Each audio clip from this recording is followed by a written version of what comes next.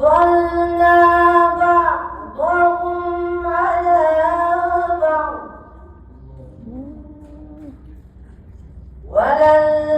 وللآخرة أكبر درجات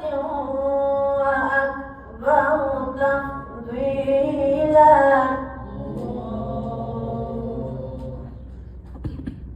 لا تجعل مع الله إلها آخر فتقعد مذموما مخذولا وقضى ربك ألا تعبدوا إلا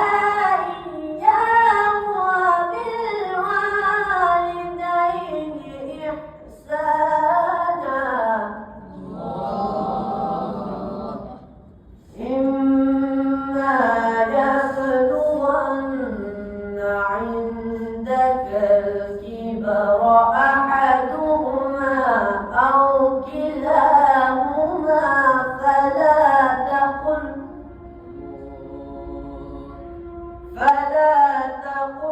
لهما أف ولا تنهرهما وقل لهما قولا كريما واخفض لهما جناح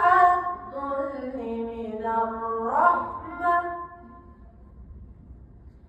واخفض لهما جناح الذل من الرحمة وقل رب ارحمهما كما ربياني صغيرا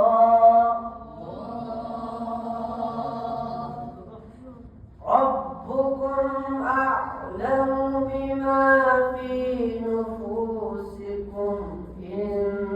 تكونوا